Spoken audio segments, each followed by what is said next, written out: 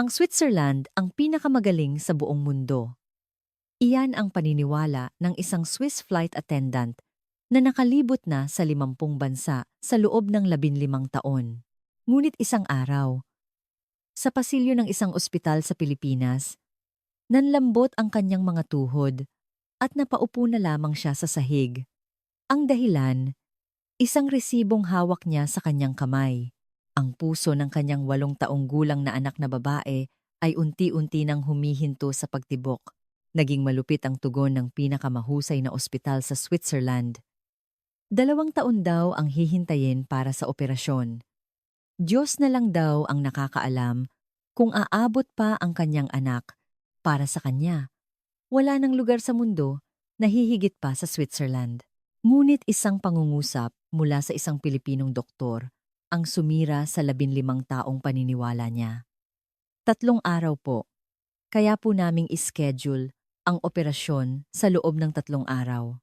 2 taon at 3 araw, 730 na araw at 72 na oras. Ang agwat sa pagitan ng mga numerong ito ang nagtakda ng kapalaran ng isang bata. Ang halaga ng operasyon?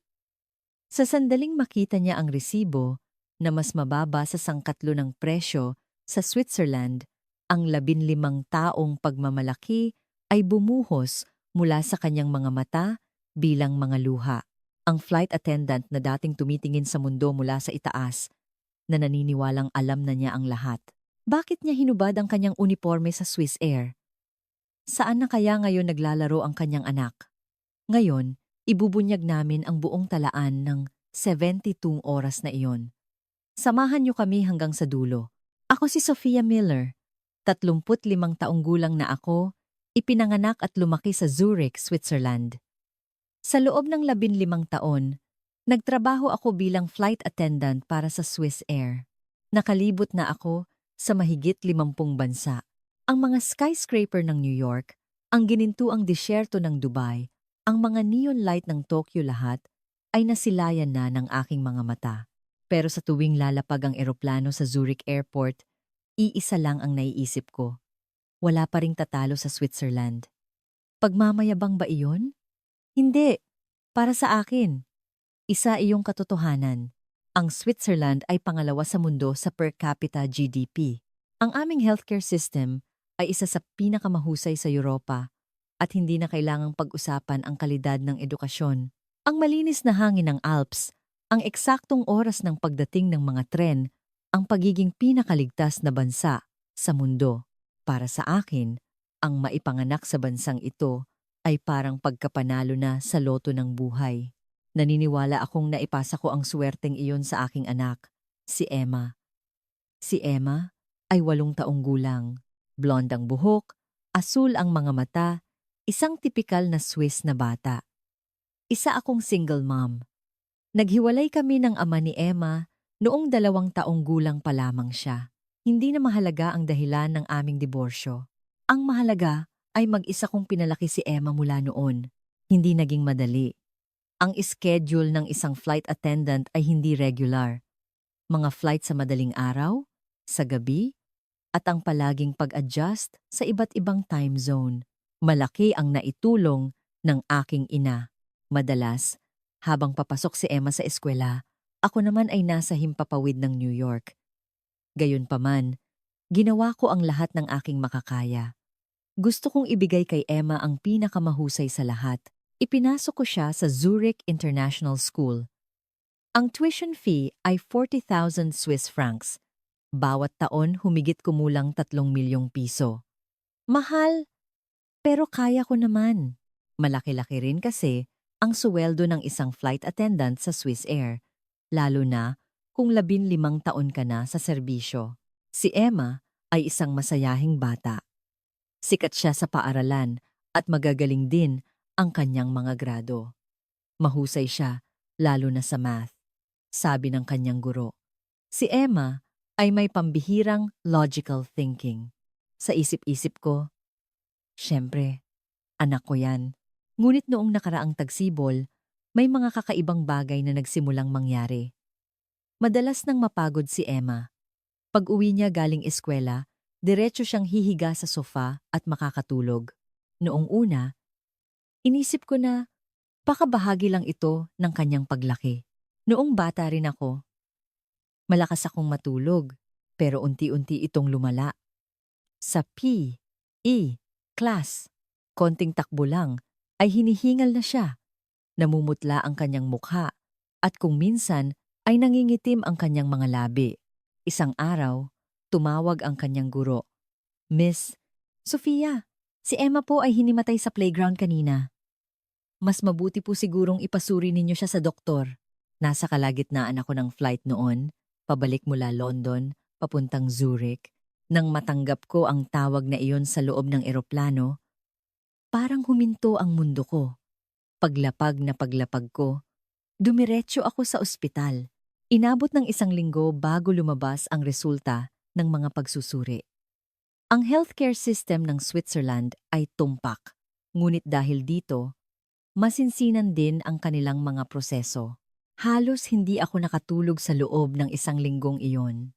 Kinansela ko lahat ng aking flight schedule. Sabi ni Emma, ayos lang siya at malamang ay wala lang iyon. Pero kinakabahan ako. Siguro, kutob ng isang ina. Ang aming doktor sa University Hospital Zurich, Department of Pediatric Cardiology, ay si Professor Miller. Kapareho ko ng apelyido. Nagkataon lang, pero pakiramdam ko ay tadhana iyon. Itinuro ni Professor Miller ang monitor at dahan-dahang nagpaliwanag. Ang anak ninyo, si Emma, ay mayroong isang uri ng congenital heart defect, isang variation ng tetralogy of Fallot. Karaniwan, ang tetralogy of Fallot ay natutuklasan agad pagkasilang, ngunit sa kaso ni Emma, mild lamang ang mga sintomas kaya ngayon lang ito natuklasan. Hindi ako pamilyar sa mga medical term. Kaya nagtanong ako, malubha po ba iyan? Sandaling natahimik si Professor Miller. Ang kanyang katahimikan na ang nagsilbing sagot. Kailangan niya ng operasyon. Isang open heart surgery para ayusin ang depekto. Mataas naman ang success rate. Mahigit 95%. Nakaramdam ako ng kaunting ginhawa. 95% halos sigurado na. Ngunit, ang sumunod niyang sinabi ang nagpaguho sa akin. Subalit, sa kasalukuyan, napakahaba po ng waiting list para sa pediatric heart surgery sa aming ospital. Dahil hindi naman emergency ang kaso ni Emma, mapupunta siya sa regular waiting list. Ang tinatayang panahon ng paghihintay ay nasa 18 hanggang 24 na buwan. 18 hanggang 24 na buwan. 1 taon at kalahati hanggang 2 taon. Hindi ako makapaniwala sa narinig ko. Ang Switzerland? Ang perpektong Switzerland. Paghihintayin ng isang 8 taong gulang na bata ng 2 taon para sa isang operasyon sa puso? Nagpakita ng pagkaawa ang mukha ni Professor Miller. Mahusay ang healthcare system ng Switzerland. Pero dahil lahat ay nagnanais ng pinakamahusay na serbisyong medikal, hindi maiiwasan ang mahabang pila, paliwanag niya. Kulang daw ang mga pediatric heart surgeon at ang pag-schedule sa mga operating room ay mahigpit na sinusunod ayon sa pagkakasunod-sunod. Nagtanong ako, sa loob ng 2 taon na iyon, magiging maayos lang po ba si Emma? Sumagot si Professor Miller. Karamihan ay nagiging maayos basta't mananatili siyang kalmado. Ngunit, kailangan niyang iwasan ang matinding pisikal na gawain.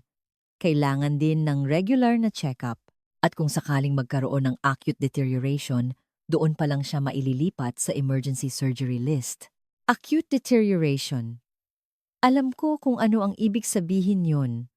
Kapag lumala ang kanyang kondisyon at nanganganib na ang kanyang buhay, saka pa lang nila bibilisan ang operasyon. Anong klaseng sistema iyon? Pag-uwi ko sa bahay, umiyak ako buong gabi. Mahimbing nang natutulog si Emma habang tinititigan ko ang payapa niyang mukha. Naisip ko, kakayanin kaya ng batang ito ang 2 taon? Hindi siya makakatakbo sa eskwela, hindi makakasali sa PE, kasama ang mga kaibigan, At palaging kailangang mag-ingat, nagtiwala ako sa sistema ng Switzerland. Hindi, sinamba ko ito. Ang Switzerland ang may pinakamataas na per capita health expenditure sa buong mundo. Buwan-buwan nagbabayad ako ng mahigit 500 Swiss francs para sa health insurance katumbas ng halos 35,000 piso. At sa kabila ng mamahaling insurance na iyon, paghihintayin nila ang anak ko ng 2 taon, naghahanap ako ng ibang paraan. Paano kung sa Germany? O sa France?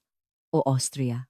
Nag-search ako sa internet, nagpadala ng mga email sa mga ospital, at tumawag. Halos pare-pareho ang kanilang sagot. Ang mga dayuhang pasyente ay maaaring mas matagal maghintay kaysa sa mga mamamayan. Ang gastos ay astronomical dahil hindi sakop ng insurance. Ang University Hospital of Munich sa Germany ay nag-alok ng 14 na buwang waiting time na may tinatayang gastos na 150,000 euros, mahigit 9 na milyong piso. Paano naman sa Amerika? Naghanap ako ng mga ospital sa Amerika.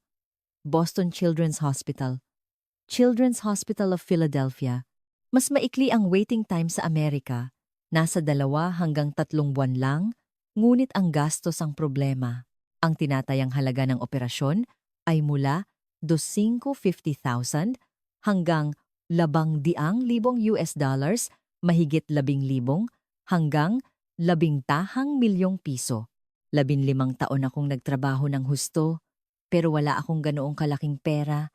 Sa huli, kinailangan kong tanggapin ang katotohanan. Wala kaming ibang pagpipilian, kundi ang maghintay ng 2 taon sa Switzerland. Sinabi ko lang na medyo mahina ang kanyang puso, kaya kailangan niyang uminom ng gamot at kailangan niyang magpahinga tuwing PE class. Tumango si Emma. Mama, gagaling din ako, di ba? Sumagot ako. Oo naman anak, syempre. Hahanap si mama ng paraan. Isang kasinungalingan. Wala akong mahanap na paraan. Nakalibot na ako sa 50 bansa, pero hindi ko mahanap ang lunas para sa puso ng sarili kong anak. Ang Switzerland, na pinaniniwalaan kong pinakamahusay sa lahat, ay walang maitulong sa kanya. Lumipas ang ilang buwan. Binawasan ko ang aking flight schedule. Gusto kong mas makasama si Emma. Ipinaliwanag ko ang sitwasyon sa kumpanya at naintindihan naman nila. Bumaba ang sweldo ko, pero hindi iyon mahalaga. Tila unti-unti nang nasasanay si Emma. Nasanay na siyang nakaupo sa bench habang naglalaro ang kanyang mga kaibigan tuwing PE class. Iniinom niya ng maayos ang gamot na inireseta ng doktor. Pero alam ko, kung minsan, umiiyak siya sa gabi. Tinatanong niya kung bakit siya lang ang hindi makatakbo. Isang araw, may dumating na anunsyo mula sa paaralan. Ang Zurich International School at isang international school sa Maynila, Pilipinas, ay nagkaroon daw ng partnership. Magkakaroon ng 2 linggong student exchange program sa Pilipinas tuwing summer break. Ang mga interesadong mag-aaral ay maaaring mag-apply. Noong una, hindi ako interesado. Pilipinas? Sa totoo lang, halos wala akong alam tungkol sa Pilipinas.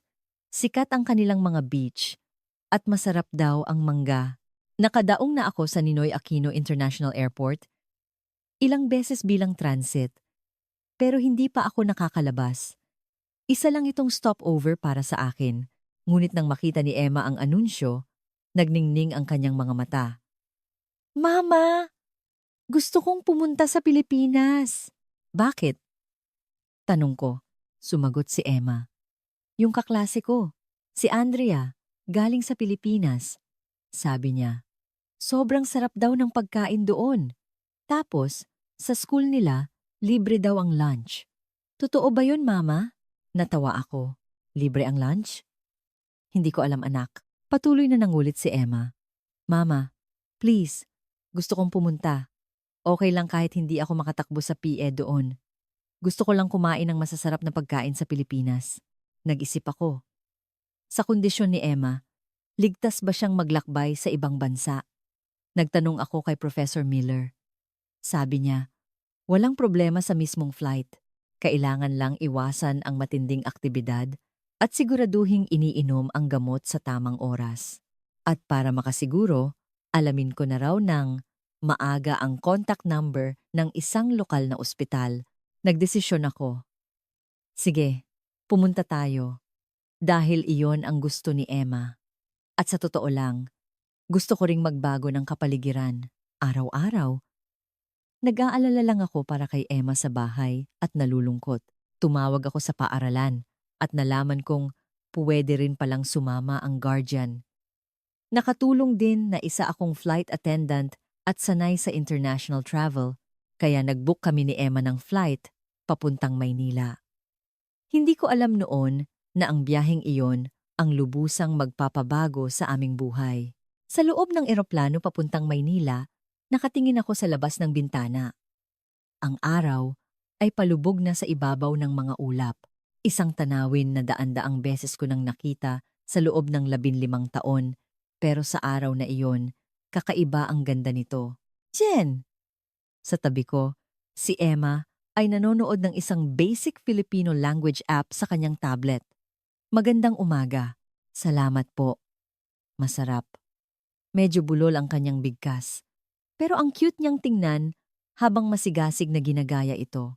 Bihira akong sumakay ng eroplano bilang pasahero at hindi bilang crew. Karaniwan, ako ang nakatayo sa aisle, nag-aalok ng inumin, tinitiyak ang mga seatbelt at sinusuri ang cabin bago lumapag. Pero ngayon, ako ang nakaupo, kumakain ng in-flight meal. Kakaibang pakiramdam. Ito ang unang pagkakataon sa loob ng 15 taon na nagpapahinga ako habang nasa himpapawid. Nagtanong si Emma, Mama, gaano katagal ang flight papuntang Pilipinas? Mga 12 oras. Gabi tayo aalis at umaga makakarating doon bukas. Tumango si Emma at bumalik sa kanyang tablet.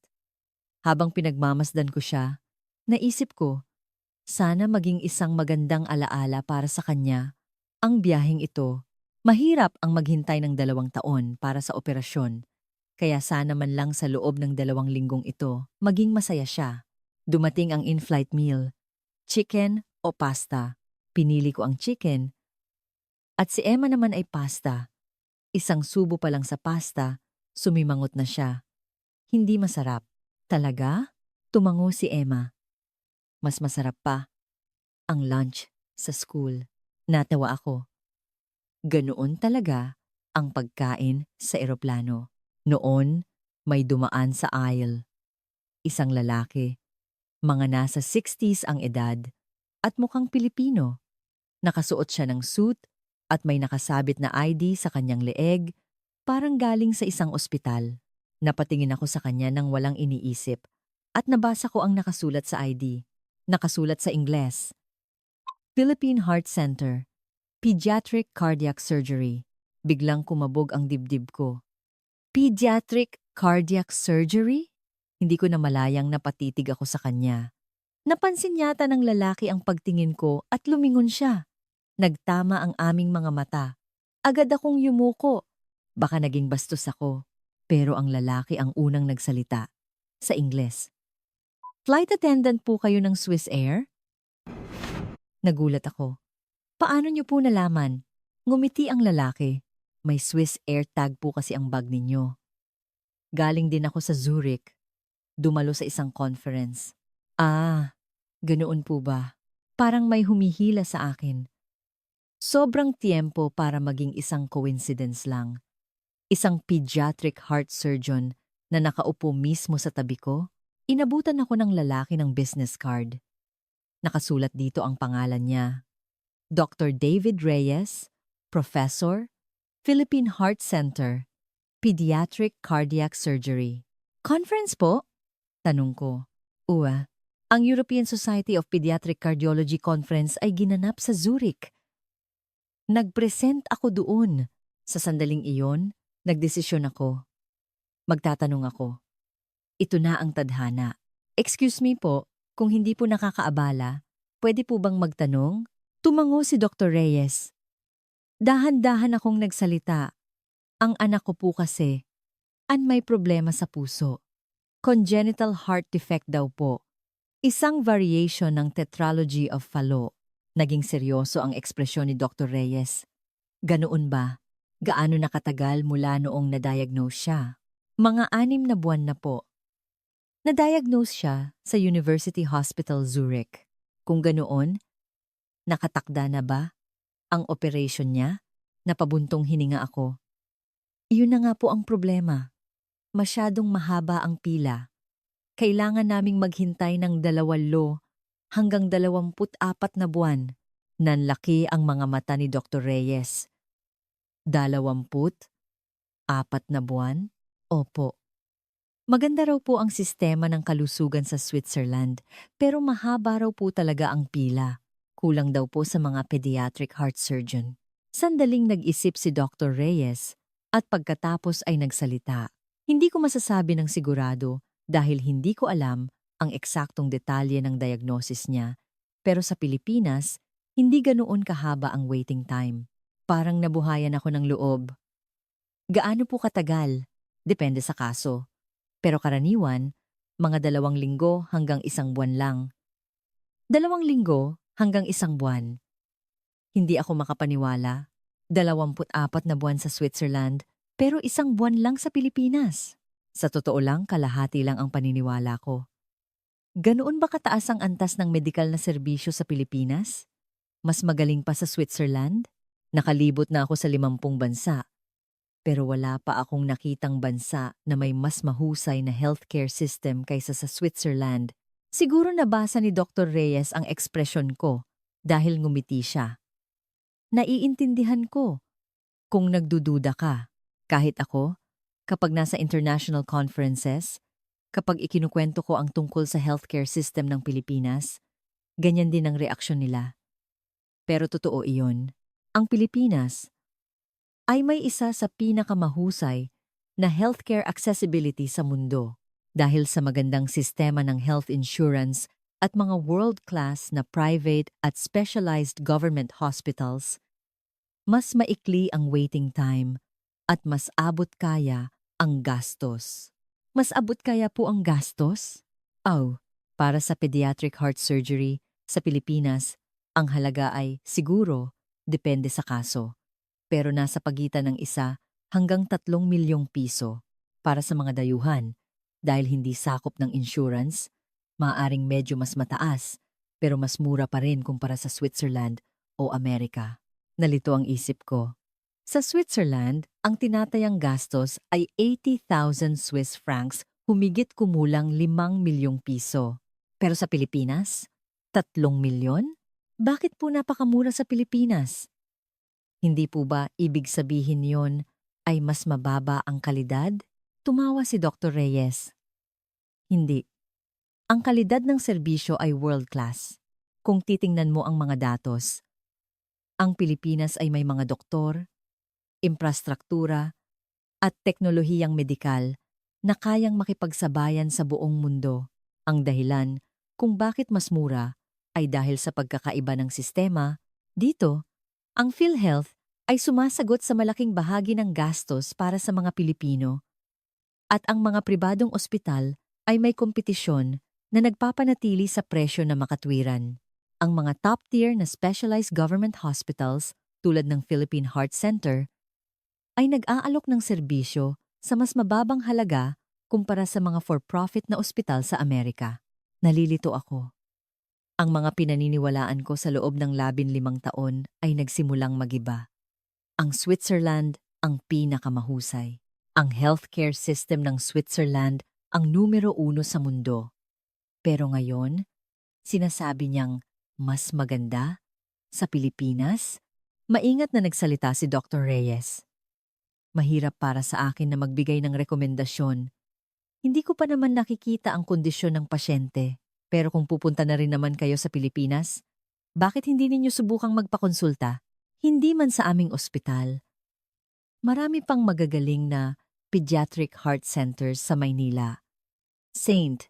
Luke's, Makati, Medical Center, The Medical City. Lahat iyan ay world-class. Tumango ako. Salamat po. Pag-iisipan ko. Sa totoo lang, hindi ko pa iyon sineseryoso noon. Inisip ko na baka ipinagmamalaki lang ng doktor ang kanyang bansa. Lahat naman ng tao ay nagsasabing ang kanilang bansa ang pinakamahusay, di ba? Tulad ko, na naniniwalang ang Switzerland ang pinakamagaling. Lumapag ang eroplano sa NAIA. 9:09 ng umaga. Mainit at maalinsangan ng Hulyo sa Pilipinas. Ibang-iba sa malamig na tag-araw ng Switzerland. Isang school bus ang naghihintay sa amin sa airport. Sumakay kami kasama ang ibang mga estudyante at magulang mula sa Zurich International School. Manghang-mangha si Emma habang nakatingin sa labas ng bintana. Ang mga signboard na nakasulat sa Tagalog, ang matataas na condominium, ang malalawak na kalsada, isang tanawing ibang-iba sa Switzerland. Habang papasok kami sa Metro Manila, unti-unti rin akong namangha. Mas malinis at moderno ito kaysa sa inaasahan ko. Sa totoo lang, inakala ko na medyo atrasado ang Pilipinas. Isang developing country sa Asia. Alam ko na may mga kumpanya tulad ng San Miguel o Jollibee. Pero inisip ko na hindi ito maikukumpara sa mga mauunlad na bansa tulad ng Switzerland o Germany. Pero ang Maynila ay lubos na iba sa aking inaasahan. Ang mga skyscraper ay nagtataasan sa Makati at BGC. Malinis ang mga kalsada sa mga business districts. At ang public transport system ay tila mas episyente pa kaysa sa Switzerland sa ilang aspeto. Ang mga MRT, LRT station ay may mga escalator at elevator. Libre ang Wi-Fi sa maraming lugar. At malilinis ang mga banyo sa mga mall. Ang aming tutuluyan ay isang hotel sa Makati. Ito ang inireserba ng paaralan para sa amin. Pag-check-in namin at pagpasok sa kwarto, sumigaw si Emma, "Mama, ang ganda dito." Malawak at malinis ang kwarto. Mula sa bintana, tanaw ang skyline ng Makati. Tumalon si Emma sa kama at nagpagulong-gulong. Pagkatapos, bigla siyang huminto. "Mama, medyo pagod ako." Nag-alala ako. Mukhang dahil lang sa mahabang biyahe, pero palaging nasa isip ko ang kondisyon ni Emma. "Sige, magpahinga ka muna. Wala namang schedule ngayon."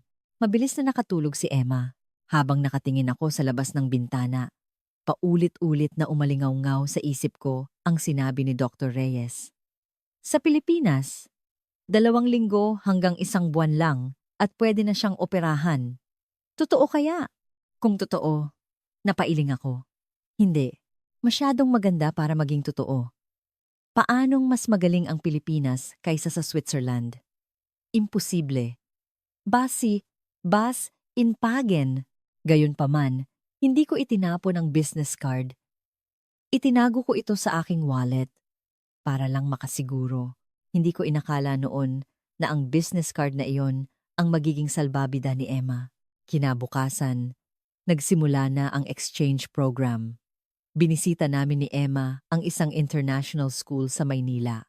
Ang pangalan ng paaralan ay Makati International Academy, isang malaking paaralan na matatagpuan sa Makati.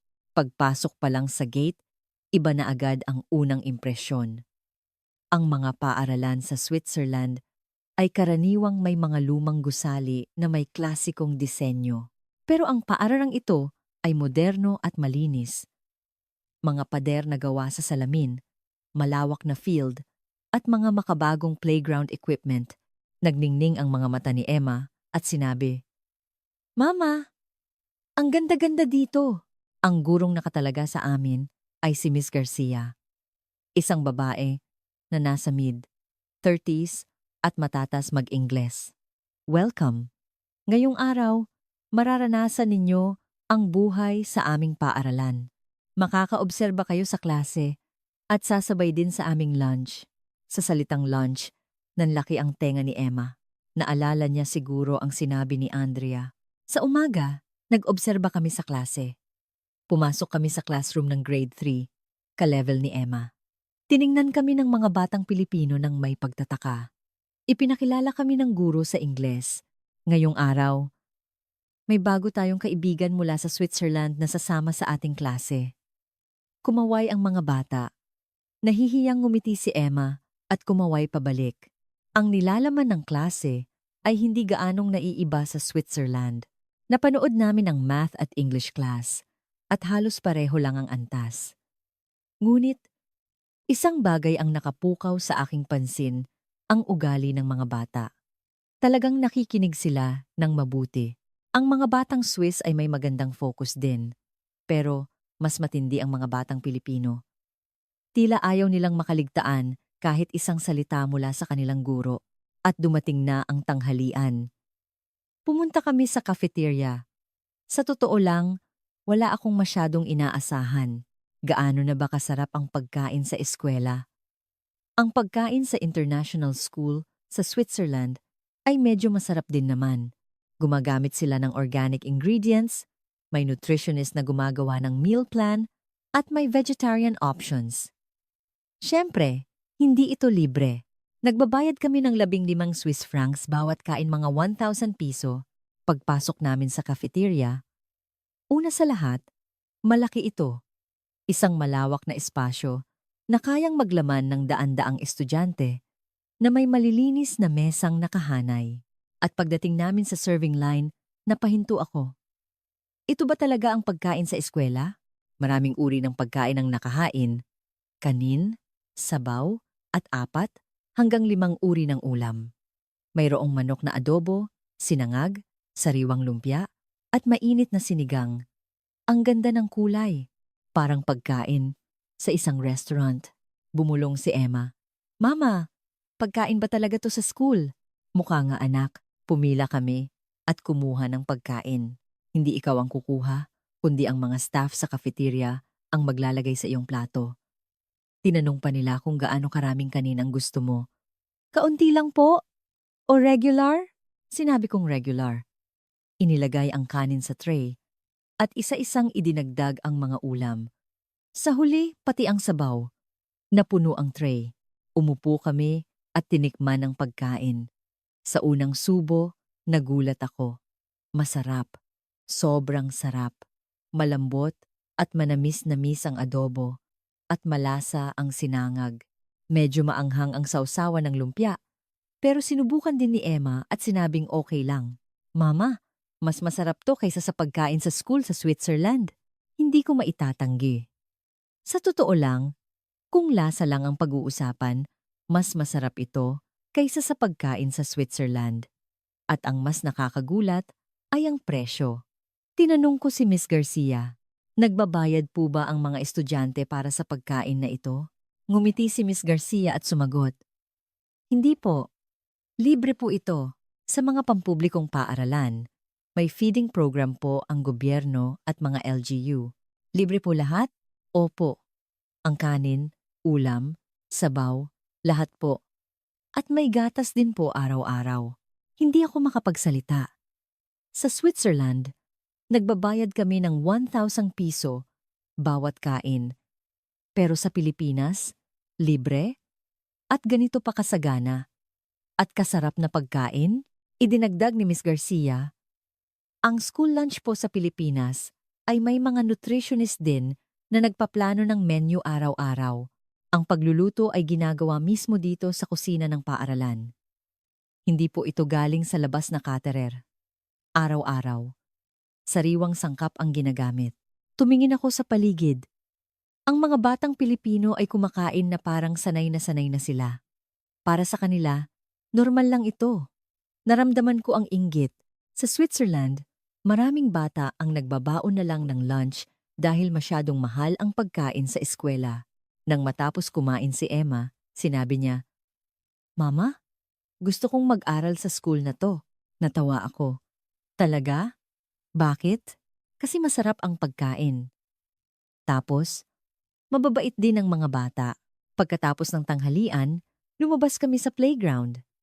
Naglalaro ang mga bata, nagpapatintero, habulan, at taguan. Tinitingnan sila ni Emma nang may inggit sa kanyang mga mata. Kumirot ang puso ko. Gustong-gusto rin sigurong maglaro ni Emma ng ganyan, pero hindi niya magawa dahil sa kanyang puso. Bigla, Nanghina si Emma. Namutla ang kanyang mukha at nagsimula siyang pagpawisan. Emma, okay ka lang? Mahinang sinabi ni Emma. Mama, medyo nahihilo ako. Inalalayan ko si Emma papunta sa isang bench. Kinapa ko ang kanyang pulso at hindi ito regular. Nangyari na ito ilang beses sa Switzerland. Isang sintomas na lumalabas kapag napapagod ang kanyang puso. Tumakbo palapit si Miss Garcia. Okay lang po ba kayo? May masakit po ba sa kanya? Ipinaliwanag ko. May problema po sa puso ang anak ko. Kailangan niya lang pong magpahinga. Gusto niyo po bang pumunta sa klinik? Nandoon po ang school nurse. Tumango ako. Inalalayan ko si Emma papunta sa klinik. Malinis at kumpleto rin sa gamit ang klinik. Pinahiga ng nurse si Emma sa kama at sinuri ang kanyang kondisyon. Kinuha ang kanyang blood pressure, oxygen saturation, temperatura at pulso. Medyo mabilis po ang pulso niya, pero hindi naman po delikado. Magiging maayos din po siya pagkatapos magpahinga.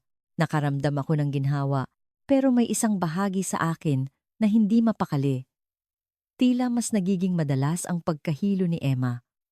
Mas madalas kaysa noong nasa Switzerland kami. Habang nagpapahinga si Emma sa klinik, tumingin ako sa labas ng bintana. Nakita ko ang mga batang Pilipino na naglalaro sa playground. Malusog sila, kaya malaya silang nakakatakbo. Samantalang si Emma, kailangang nakaupo lang sa bench at nanonood. Noon, muling pumasok sa isip ko ang sinabi ni Dr. Reyes na nakilala ko sa eroplano. Sa Pilipinas, 2 linggo hanggang 1 buwan lang at pwede na siyang operahan.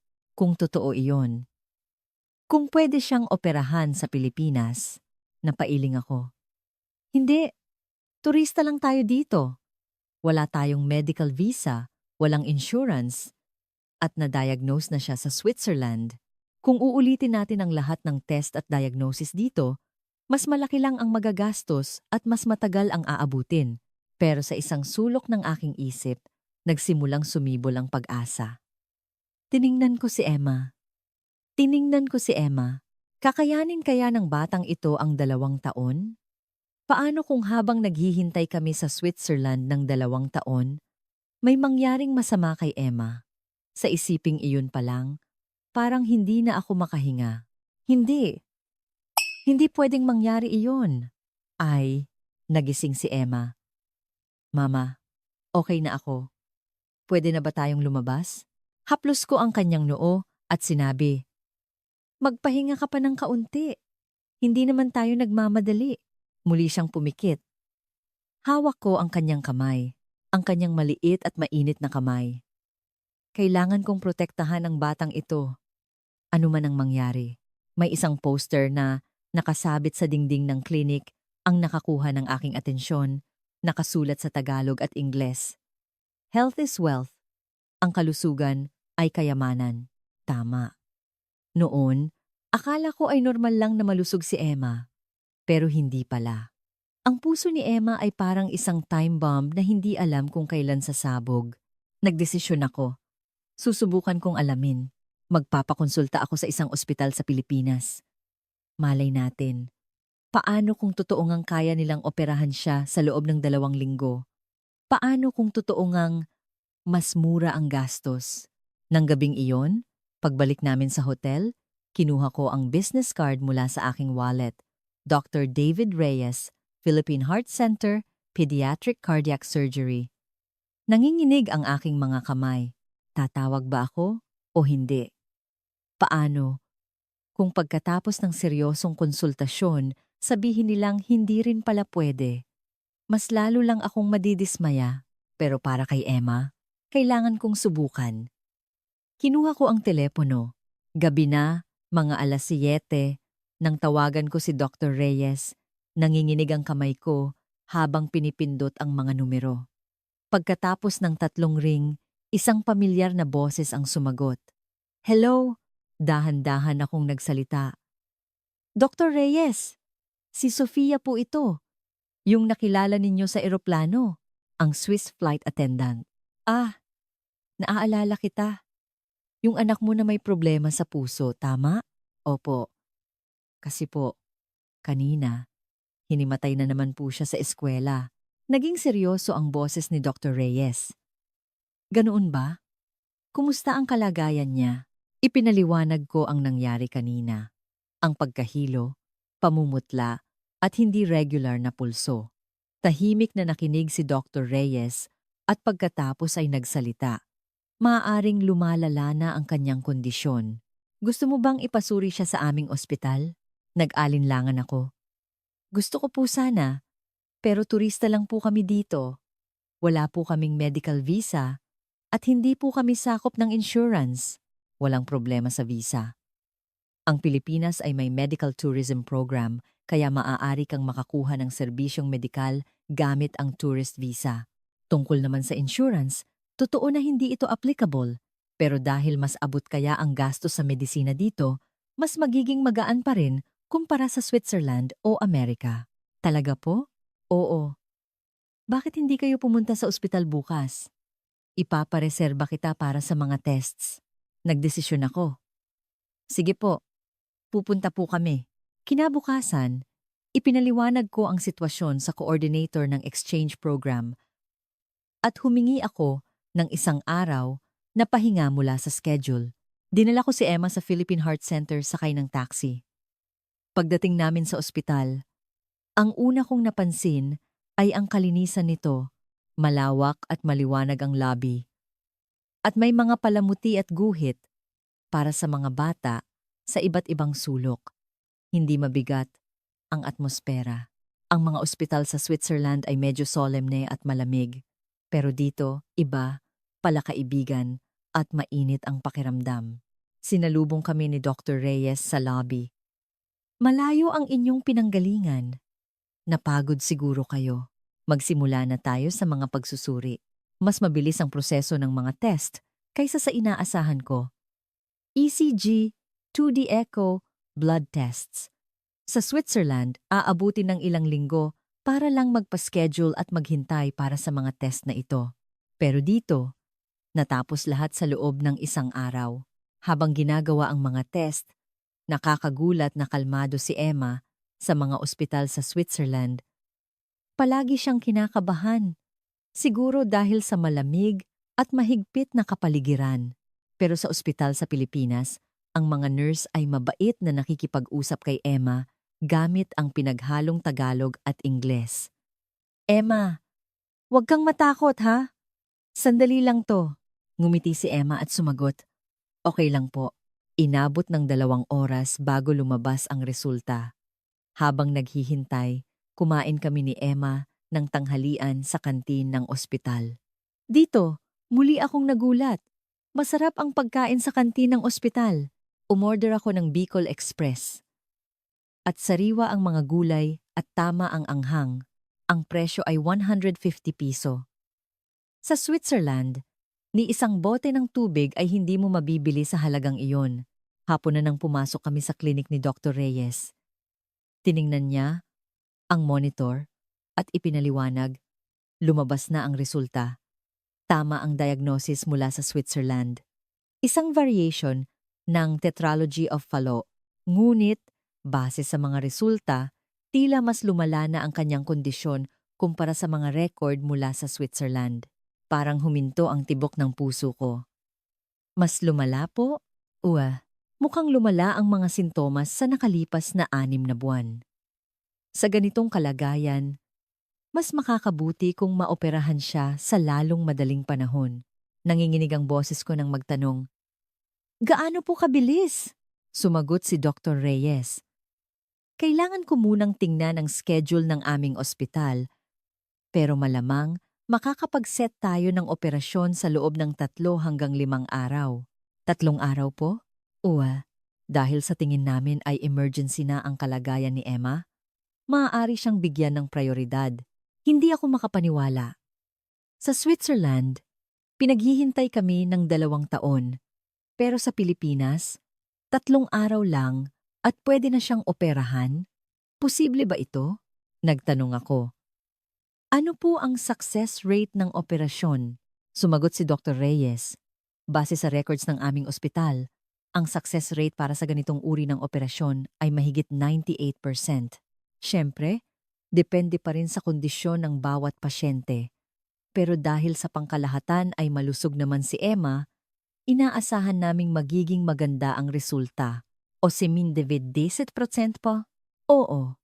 Ang pediatric heart surgery sa Pilipinas ay isa sa mga nangunguna sa mundo sa mga pinakabagong statistics. Ang success at survival rates ng Pilipinas para sa heart disease surgery ay kabilang sa mga pinakamataas, kalahati pa rin ang paniniwala ko. Masyadong maganda ang mga naririnig ko, kaya nagdududa ako. Kaya direkta kong tinanong, Professor, pakiusap po, sabihin ninyo sa akin ang totoo. Bakit mas maikli ang waiting time sa Pilipinas kaysa sa Switzerland? Mas marami po ba kayong doktor?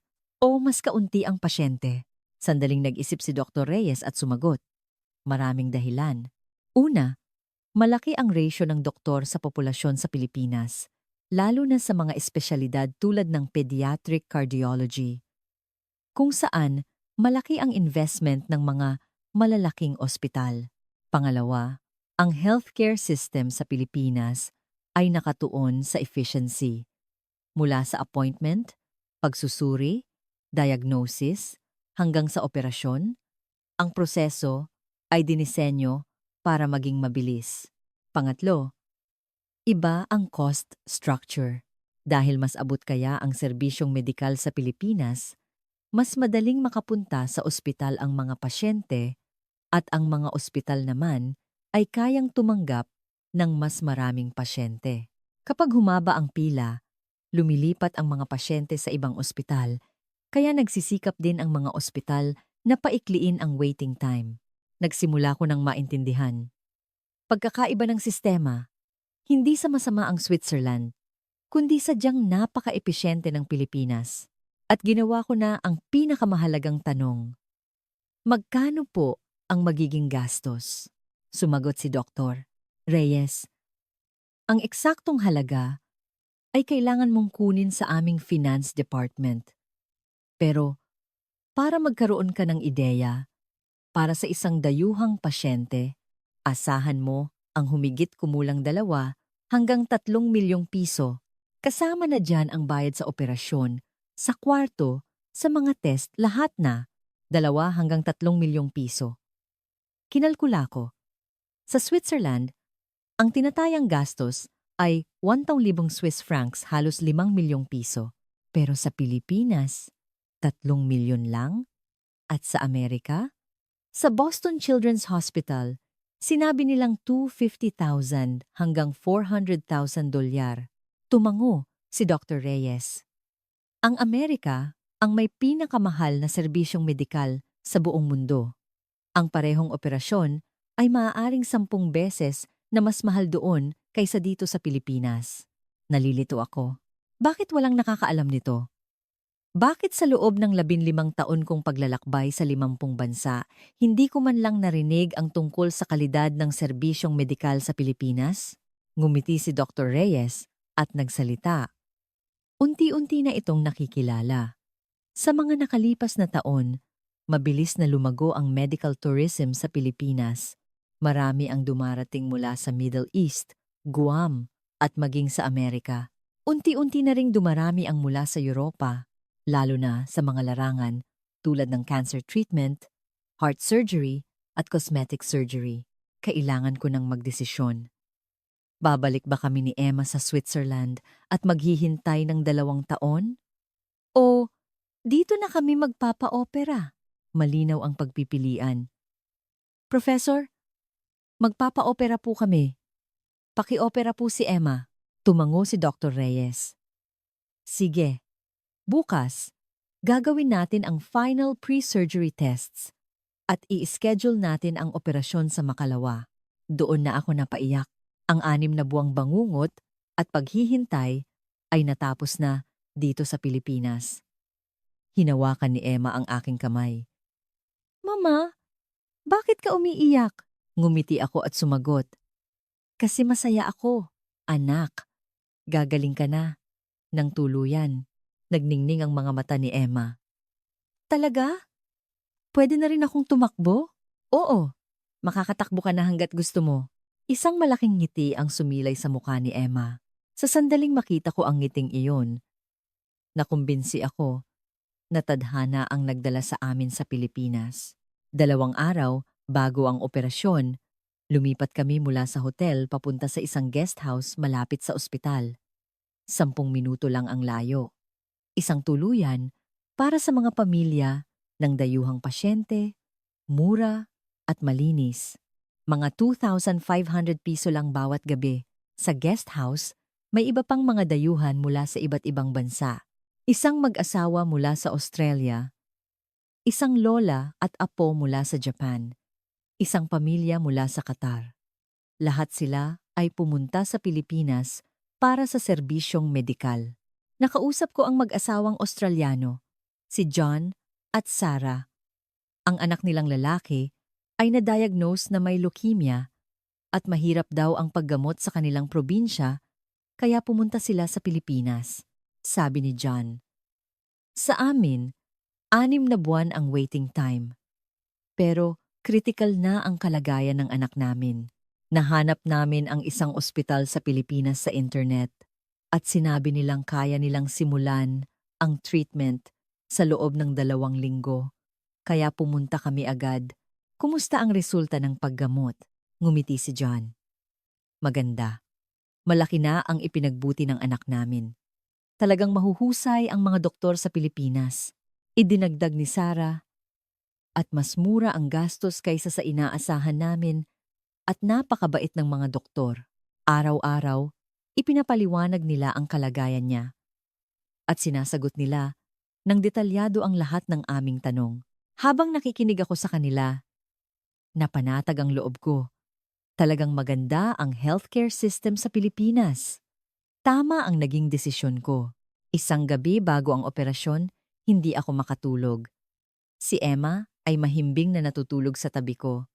Tinitingnan ko ang kanyang mukha at nagdasal. Panginoon, sana po maging matagumpay ang operasyon. Pakiusap po, iligtas ninyo si Emma. Tumawag ako sa aking ina sa Switzerland. Nag-alala siya. Magpapa-opera ka dyan sa Pilipinas? Sigurado ka ba? Hindi ba't mas ligtas sa isang ospital sa Switzerland? Ipinaliwanag ko.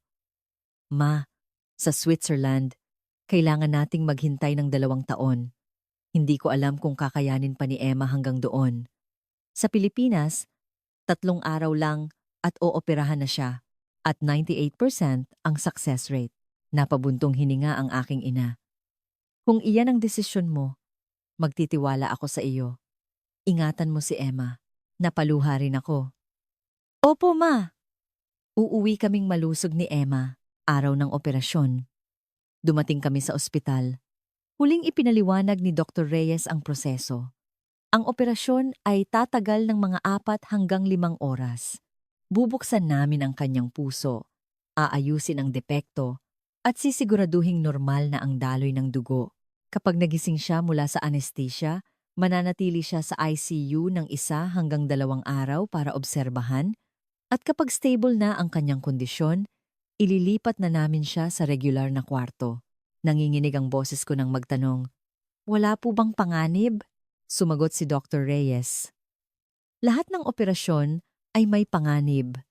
Pero ang aming team ay nakagawa na ng daan-daang, katulad na operasyon ng matagumpay. Gagawin namin ang lahat ng aming makakaya. Nagsuot si Emma ng hospital gown. Napakaliit niyang tingnan sa kanyang damit. Niyakap ko siya. Emma, matutulog ka lang sandali. At paggising mo, tapos na ang lahat. Huwag kang mag-alala. Tumango si Emma. Mama, hindi ako takot. Tumagos sa puso ko ang mga salitang iyon. Isang 8 taong gulang na bata, haharap sa isang open heart surgery, at sinasabing hindi siya takot. Samantalang ako, halos mamatay na sa takot.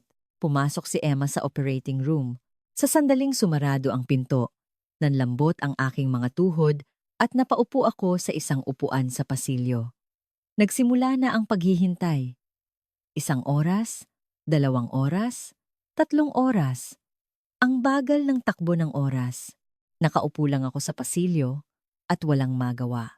Sinubukan kong uminom ng kape, pero nanginginig ang mga kamay ko at hindi ko mahawakan ang tasa.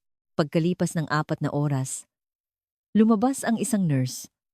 Family po ni Sofia? Agad akong tumayo. Opo, maayos po ang takbo ng operasyon. Maghintay na lang po tayo ng kaunti pa. Tumango ako. Salamat po. At pagkalipas ng 5 oras, lumabas si Dr. Reyes mula sa operating room. Tinanggal niya ang kanyang maskara at lumakad palapit sa akin. Matagumpay po ang operasyon. Sa isang pangungusap na iyon, gumuho ako. Nawala ng lakas ang aking mga binti at napaupo ako sa sahig. Bumuhos ang aking mga luha. Hindi ko mapigilan. Mahinahon na sinabi ni Dr. Reyes. Naayos na po namin. Nang maayos ang depekto sa kanyang puso, normal na po ang daloy ng dugo at stable na po ang kanyang vital signs. Obserbahan natin siya sa ICU ng 1 hanggang 2 araw. At kung walang magiging problema, ililipat na natin siya sa regular na kwarto. Hindi ako makapagsalita. Umiyak lang ako. Ang 6 na buwang bangungot ay natapos na. Buhay si Emma. Nakita ko si Emma sa ICU. Nakakabit ang maraming tubo sa kanyang maliit na katawan, pero humihinga siya. Tumitibok ang kanyang puso. Nang normal, tinitingnan ko si Emma sa likod ng salamin at muli akong umiyak.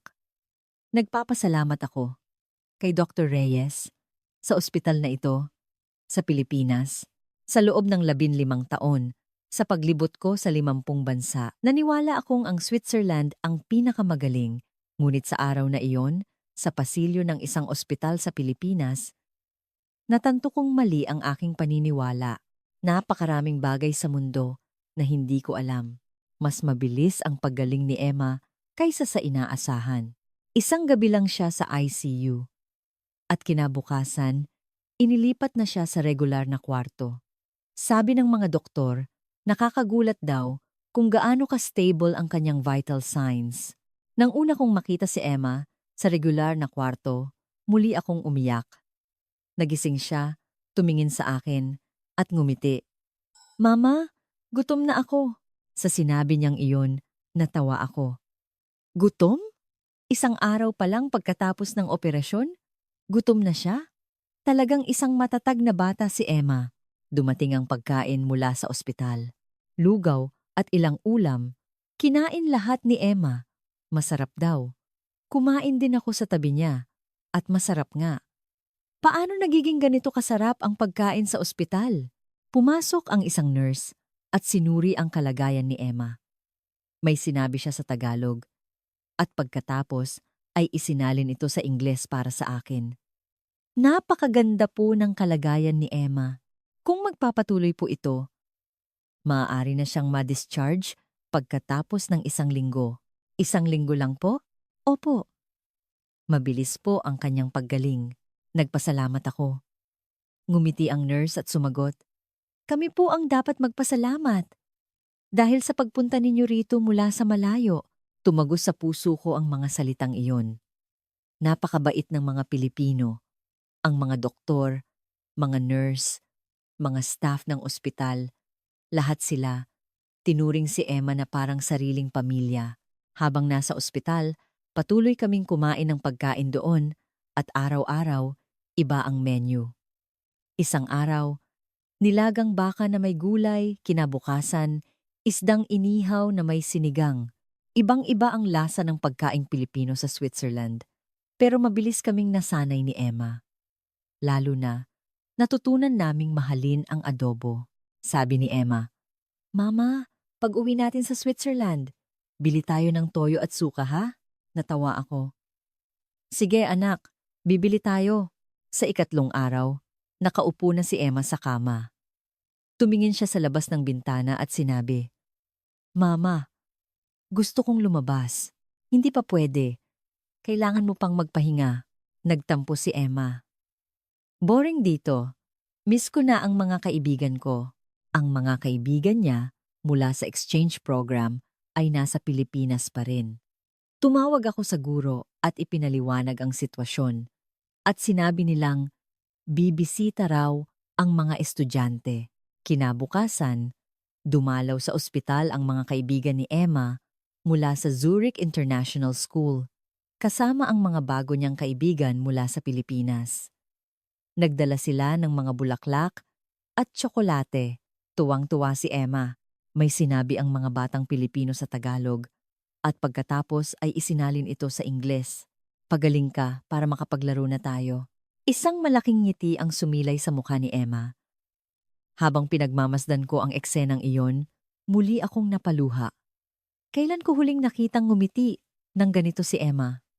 Sa Switzerland. Palagi siyang mag-isang nakaupo sa bench tuwing PE, class. Malungkot, pero ngayon, napakaliwanag ng kanyang ngiti. Sa ikalimang araw, nag-round si Dr. Reyes. Tiningnan niya ang mga resulta ng test at tumango. Napakaganda ng kanyang paggaling. Kung magpapatuloy ito, maaari na siyang ma-discharge sa Makalawa. Talaga po? Oo. Pagkatapos ma-discharge, mas makakabuti kung mananatili muna kayo sa Pilipinas ng 1 linggo para magpahinga. Pagkatapos noon, okay na siyang sumakay ng eroplano. Pagbalik ninyo, ipagpatuloy na lang ang follow-up sa ospital sa Switzerland. Tumango ako. Salamat po, Professor. Maraming salamat po. Ngumiti si Dr. Reyes. Walang anuman. Masaya rin kami na makitang gumagaling si Emma. Araw ng pag-discharge. Nakuha ko ang final bill mula sa Finance Department. Ang bayad sa operasyon, kwarto, mga test, gamot lahat-lahat, umabot ng 2.8 milyong piso. Kinuha ko ang resibo at matagal ko itong tinitigan. Sa Switzerland, 5 milyon ang inaasahan kong gastos. Pero sa Pilipinas, 2.8 milyon lang? Sa halagang wala pang kalahati, nailigtas ang buhay ng aking anak. Napahagulgol ako doon mismo. Nakatayo sa pasilyo, hawak ang resibo, umiiyak. Tinitingnan ako ng mga dumadaan, pero wala akong pakialam. Sobrang pasasalamat, sobrang saya, kaya hindi ko mapigilang umiyak. Hinawakan ni Emma ang aking kamay. Mama, bakit ka na naman umiiyak? Ngumiti ako at sumagot. Kasi masayang-masaya ako, anak. Pagkatapos ma-discharge, nanatili kami sa guest house ng 1 linggo pa, araw-araw. Lalong gumaganda ang kalagayan ni Emma. Bumalik na ang kanyang gana sa pagkain at nagkaroon na ng kulay ang kanyang mukha. Ang dating maputlang balat ay unti-unting naging kulay rosas at isang kamangha-manghang bagay ang nangyari. Nagsimulang tumakbo si Emma. Sa maliit na parke sa harap ng guest house, tumakbo siya. Hindi siya hinihingal, hindi nahihilo. Noong una, maingat na paglalakad. Pagkatapos ay mabilis na paglalakad. At sa huli, tumakbo na siya. Mama, okay lang akong tumakbo. Habang pinagmamasdan ko siya, tumulo ang aking mga luha. Kailan huling tumakbo si Emma? Hindi ko na matandaan. Sigurado, mahigit 1 taon na ang nakalipas. Nakaupo ako sa bench at pinapanood si Emma na naglalaro. Panaginip ba ito? Sa pagpunta namin sa Pilipinas, nabigyan ng bagong buhay ang aking anak. Isang bagay na hindi ko man lang naisip, 2 linggo na ang nakalipas ang Pilipinas.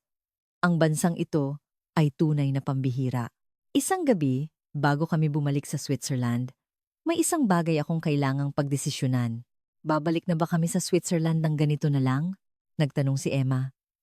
Mama, bukas na ba tayo uuwi sa Switzerland? Sandali akong nag-alinlangan at sumagot. Emma, may itatanong si Mama. Ano po iyon? Maingat akong nagsalita. Gusto mo ba sa Pilipinas, anak? Nagningning ang mga mata ni Emma. Opo, gusto ko po sa Pilipinas. Masarap ang pagkain, mababait ang mga tao, at masaya sa eskwela. Kung ikukumpara sa Switzerland, sandaling nag-isip si Emma at sumagot. Gusto ko rin po sa Switzerland, pero gusto ko rin po sa Pilipinas. Gusto ko po pareho. Natawa ako. Paano kung dito na tayo tumira sa Pilipinas? Nanlaki ang mga mata ni Emma. Talaga? Dito na po tayo titira. Hindi ko pa alam. Iniisip pa lang ni Mama. Tuwang-tuwang sinabi ni Emma. Gusto ko po. Gusto kong mag-aral sa school dito. Masarap po ang lunch eh. Natawa ako. Oo nga, masarap ang lunch. Sa totoo lang, ilang araw ko na itong iniisip. Pagbalik namin sa Switzerland, ano ang gagawin ko? Ipagpapatuloy ang pagiging flight attendant habang pinalalaki si Emma. Iyon na ang ginagawa ko noon pa. Pero ang mga naranasan ko sa Pilipinas ay nagpabago sa akin. Ang healthcare system, ang school lunch, ang kabaitan ng mga tao. Lahat ng ito ay iba sa mga bagay na itinuturing kong normal sa Switzerland. Mas episyente, mas abot kaya, mas makatao. Nag-search ako sa internet, mga paraan para makapagtrabaho ang isang dayuhan sa Pilipinas, mga uri ng visa, mga requirements. Komplikado, pero hindi imposible. At isang ideya ang pumasok sa isip ko. Philippine Airlines. Mayroon akong 15 taong karanasan bilang flight attendant. May karanasan ako sa pamamahala ng isang multinational team sa Swiss Air at marunong akong magsalita ng 4 na wika: Ingles, German, French, at Italian. Kung nag-hire ang Philippine Airlines ng mga dayuhang flight attendant, pwede akong mag-apply, di ba? Nalaman ko sa aking paghahanap na nag-hire nga ang Philippine Airlines ng mga dayuhang flight attendant. Karamihan ay mula sa mga bansang nagsasalita ng Ingles o mula sa China at Japan, pero mayroon din daw mula sa Europa. Nagpasya akong ihanda ang aking resume. Sa loob ng eroplano pabalik sa Switzerland, gumawa ako ng plano. Una, ipagpapatuloy namin ang follow-up check-up ni Emma sa Switzerland.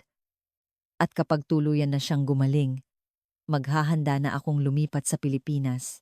Aabutin siguro ng 6 na buwan, pero kaya kong gawin. Pagbalik namin sa Switzerland, sinalubong kami ng aking ina sa airport. Nang makita niya si Emma, napaiyak siya. Hindi ko pa nakitang ganito kalusog si Emma. Umiyak din ako. Opo, Ma. Isang milagro ang nangyari sa Pilipinas. Nagpa-check up kami sa University Hospital, Zurich. Nang makita ni Professor Miller ang mga resulta, nagulat siya. Sa Pilipinas kayo? Nagpa-opera? Opo. Sa Philippine Heart Center po. Tumango si Professor Miller. Napakaganda ng pagkakagawa ng operasyon. Malinis ang pag-aayos. At napakaganda ng kanyang paggaling. Nagtanong ako, Professor, pakiusap po, sabihin ninyo sa akin ang totoo. Gaano po kagaling ang serbisyong medikal sa Pilipinas? Sandaling nag-isip si Professor Miller at sumagot, world class, lalo na sa larangan ng cardiac surgery, cancer treatment, at organ transplantation, kapantay nila o mas magaling pa. Ang mabilis na pag-unlad ng Pilipinas sa larangan ng medisina ay isang kilalang katotohanan sa medical community. Kung ganoon, bakit hindi ko ito alam? Bakit sinabi ninyong maghintay kami ng 2 taon, pero hindi ninyo sinabi ang opsyon sa Pilipinas? Medyo nahiya ang ekspresyon ni Professor Miller. Mahirap para sa amin na magrekomenda ng mga ospital sa ibang bansa. May mga legal na issue at usapin ng responsibilidad. Maliban na lang kung ang pasyente mismo ang maghahanap. Naintindihan ko. Limitasyon ng sistema. Pero dahil sa limitasyong iyon, muntik nang maghintay si Emma ng 2 taon. Paano kung hindi ko nakilala si Dr. Reyes sa eroplano? Nagdesisyon ako. Pupunta kami sa Pilipinas. Bibigyan ko si Emma ng mas magandang kapaligiran. Sa sumunod na 6 na buwan, naghanda ako. Nag-submit ako ng resume sa Philippine Airlines at nagkaroon ng online interview dahil sa maganda kong karanasan. Nakapasa ako.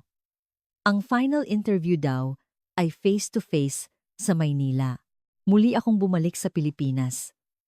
Ngayon, para sa isang interview. Sa head office ng Philippine Airlines, naging maganda ang takbo ng interview. Interesado ang mga interviewer sa aking karanasan at sa mga wikang alam ko. Naaalala ko ang huling tanong, bakit mo gustong iwanan ang Swiss Air para sa Philippine Airlines? Sinagot ko sila ng tapat. Ang anak ko po ay nabigyan ng bagong buhay sa Pilipinas. Iniligtas po ng mga Pilipinong doktor ang anak ko. Gusto ko pong manirahan sa bansang iyon, sa lugar kung saan maaaring lumaki ng malusog ang aking anak. Naging malumanay ang ekspresyon ng mga interviewer. Pagkalipas ng 1 linggo, natanggap ko ang balita na tanggap ako. Bumalik ako sa Switzerland at inayos ang aming mga gamit. Sinabi ko sa aking ina, "Ma, lilipat na po kami sa Pilipinas." Nagulat siya. Sa Pilipinas? Talaga? Opo. Natanggap po ako sa Philippine Airlines. At ipapasok ko si Emma sa isang international school doon. Matagal na natahimik ang aking ina at pagkatapos ay nagsalita. Kung saan ka masaya, susuportahan kita. At mukhang masaya rin si Emma. Sumigaw si Emma mula sa likod ko. Lola, pupunta na po kami sa Pilipinas. Masarap po ang pagkain doon. Natawa ang aking ina. Ganoon ba kasarap ang pagkain doon? Opo. Libre na. Sobrang sarap pa. Tumango ang aking ina. Sige, mag-iingat kayo. Tawagan ninyo ako palagi. Nang araw na dumating kami sa Naiya, napakaganda ng langit. Ang taglagas sa Pilipinas ay tunay na maganda. Nakatira kami ngayon ni Emma sa isang maliit na apartment sa Bonifacio Global City. Dahil sa suporta mula sa Philippine Airlines, hindi gaanong mabigat ang gastos. Pumasok si Emma sa isang international school malapit sa amin, ang paaralang binisita namin noong exchange program. Sa unang araw niya sa eskwela, nanginginig ang boses ni Emma nang sabihin, "Mama, naaalala pa kaya nila ako?" "Oo naman anak.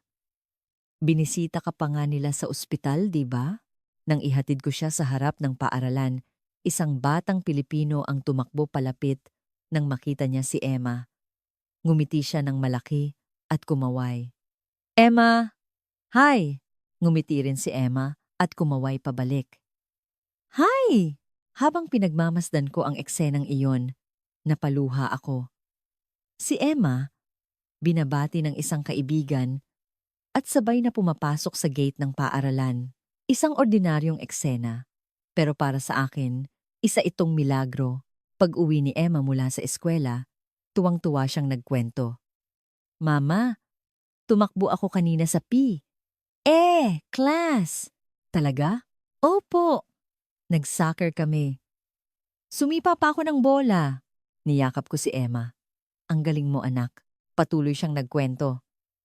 Tapos, kumain kami ng lunch. Ang ulam, lechon, kawali. Sobrang sarap. Natawa ako. "Mabuti naman? At nagustuhan mo?" Nagsimula na rin akong magtrabaho sa Philippine Airlines. Noong una, hindi madali. Halos hindi ako marunong magtagalog. Pero tinulungan ako ng aking mga kasamahan. Dahan-dahan, nagsimula na rin akong matuto ng Tagalog. Lumipas ang ilang buwan at nasanay na kami ni Emma sa buhay sa Pilipinas. Mabilis na natuto ng Tagalog si Emma. Mabilis naman talagang matuto ng wika ang mga bata. Nakakatuwang panoorin siyang nakikipag-usap sa kanyang mga kaibigan sa Tagalog. Sa aking trabaho, nakakalibot ako sa iba't ibang bansa. Dati, uniforme ng Swiss Air ang suot ko, pero ngayon, uniforme na ng Philippine Airlines. Aso lang uniforme at bagay daw sa akin, sabi ng mga kasamahan ko. Minsan, kapag may flight, napupunta ako sa Switzerland. Sa tuwing lalapag kami sa Zurich Airport, naaalala ko ang dati. Dito ako ipinanganak at lumaki. Pero ngayon, bisita na lang ako.